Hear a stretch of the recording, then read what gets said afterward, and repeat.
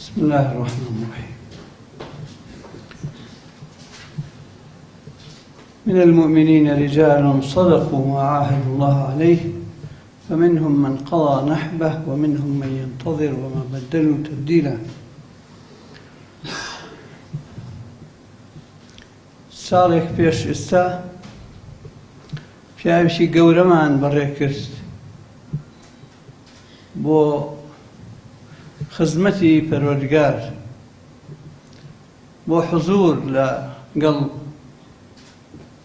ئەنبیا و شوهەدا و صدیقین و صالحین وحسن ئولئیک ڕەفیقا.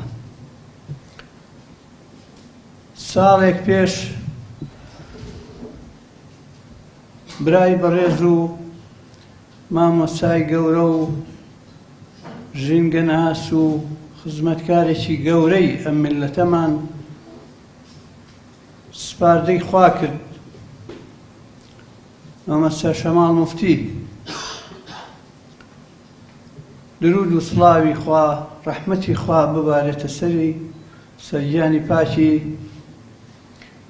و دەستخۆشی بۆ هەموو لایەک کە یادیەکەینەوە و ڕێزی لێ ئەگرین و تعبیری وەفاکەین، بە تایبەتی لقی گەشە پێدانی قوتابیان کە ئەو مبادرەیان کردووە، دەستیان خۆش بێ. مامۆستا شەماڵ گەورەیەکەی لەوا بوو کە بۆ هەمووان بوو، لە گژوجیاوە، لە ژینگەوە، لە خاک و خۆڵ و کەژووی کێوەوە، لە ئاو و لە درەختەکانەوە سوودمەند ئەبوون، لێی خێریان لە دەستی ئەبینی تاوەکو ئینسانەکان. ئینسانەکان بە گشت ئینتیماکانیانەوە، یەکگرتووەکان و ئەلمانیەکان و ئیسلامیەکان و هەمووان بە چەند زمانێک کە ئەیزانی خزمەتیە کرد، خزمەتی بە ئینسانە کرد، خزمەتی بە ژینگە کرد، خزمەتی بە هەمووانە کرد. تەمەنی زۆر نەبوو، بەڵام عەتا و بەخشندەیەکی زۆری پێشکەش کرد. خوا لێی خۆش بێ، خوا لێی وەرگرێ. مامۆستا شەماڵ گەورەیەکەی لە تەواضوع و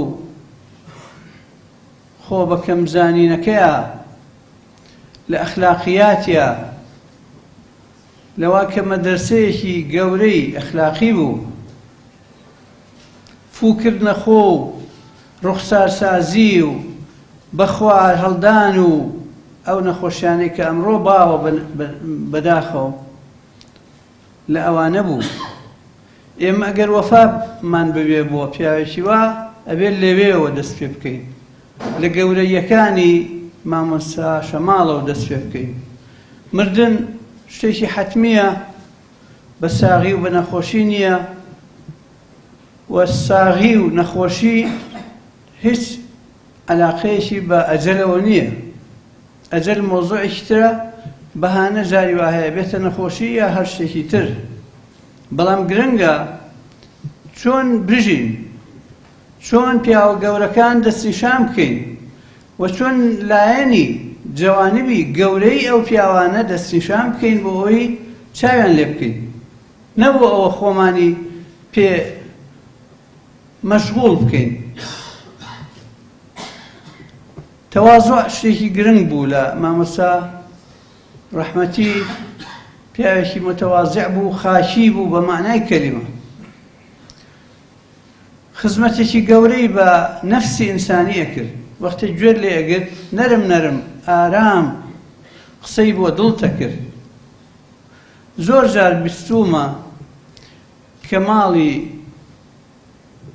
خێزانی بە حسابی ئەو بەو ئەتیبارەتی کە هەیە نوێژنەکەر یا عیلمانی، بەڵام دانیشتوم بە دیار دەرسەکانی مامۆستا شەماڵەوە. زۆر گرنگە ئینسان بتوانێت خەڵکێک کە پەیوەندی یا پابەندی لەگەڵیان نەبێ بەڵام حەزی لێ بکە، حەز لە قسەکانی بکە. لەکوێوە ئەو سەرچاواگرێ؟ لەوە کە ئەو قسانەی کە ئەوەی کرد لە ڕەحمەتەن للعالەمینەکەی پێغەمبەرە سەروەری هەمومان لەوە سەرچاواگرێ عەلەیهی السەڵاتو وەسسەلام. گوێگر کە وەختێ گوێی لێ بوو یا بینەر کە چاوی لە قسەکانی ئەبوو گوێی بۆ ئەگرت، هەستێ کرد ئەم پیاوە ئەیەوێ خزمەتی بکە، ئەیەوێ وەکو شەماڵێک دڵی فێنک بکاتەوە، ئەیەوێ بەعزێ لەو گرفتاریانەی لەو حاڵەتە دەرونی و ڕەوانی و سایکۆلۆژی کە هەیەی تەخفیفی بکە، خزمەتی ئەو ئینسانە بەرامبەرەکە بکە. زۆر گرنگە کە داعی بانخواست بتوانێت ئشعاری بەرامبەر بکە، هەستی وا لێ بکە کە گوێی بۆ بگرێ، هەستی وا لێ بکە کە وا بزانێ ئەو قسەکەرە ئەو داعیە دڵسۆزیەتی، نەک حاکم و قازیە بەسەریا و حکم و ئەوامر دەرەکە، نەک کەسێکە لە بەرزیەک و بۆ خوارێک لە گەورەیەک و بۆ بچووکێ، کەسێکە بۆ بەرامبەرێ قسەکە ئەوێ خزمەتی بکە. ئەو دەربڕینی ئەو دڵسۆزیە، ئەو خەمخۆریە جددیە لە کاتێکا ئەبێ کە حاڵی خۆی چاک کردوێ، ئەو کەسە عەقلی، ڕۆحی، نەفسی تەوازونی پێدا بێ. ئەگەر وانە بێ قسەکەر ئەو شتانەی کە ئەیڵێ ئەیکا ئەبنە خۆراکی نەفسی،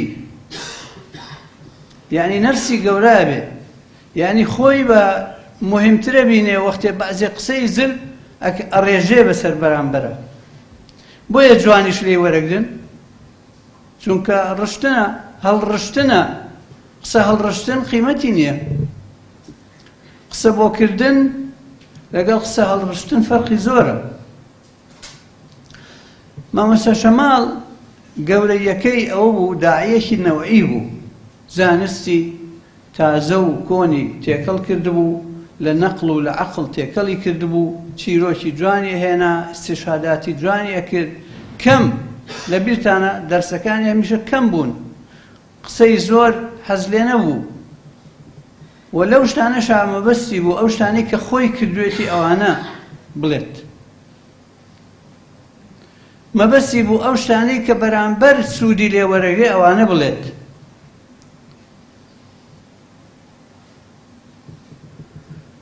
بۆیە گرنگە ئێمە مامۆستا شەماڵ دەرەجەی عالی بێ و ئینشاءڵڵا جێگای بەهەشتە و لەگەڵ هەموو ئەو پیاو چاک و کەسە چاکانەی مێژووە حەشرەکرێ و هەموومان ئەچینەوە حزوری ئینشاءڵڵا بتوانین ئێمەش لەو ڕێیەوە بچین، ئێمەش کار بکەین لەسەر خۆمان، فو نەکەینە خۆمان، ئێمەش متەواضعانە خزمەت بکەین، ئێمەش ڕەحمەت بین، ئێمەش داعیەکی خێر بین، ئێمەش لە دڵەوە قسە بکەین، نەدەمەکانمان هەراش بێ، دڵمان هەراش بێ، دڵمان زیندوو بێ، ڕۆحمان زیندوو بێ، تاوەکو نەفسمان کۆنترۆڵ کرابێ، تاوەکو ئەو شتە ئێڵێن نەفس سوودی لێوەرنەگرێت، سوء ئیستیفادەی لێ نەکا.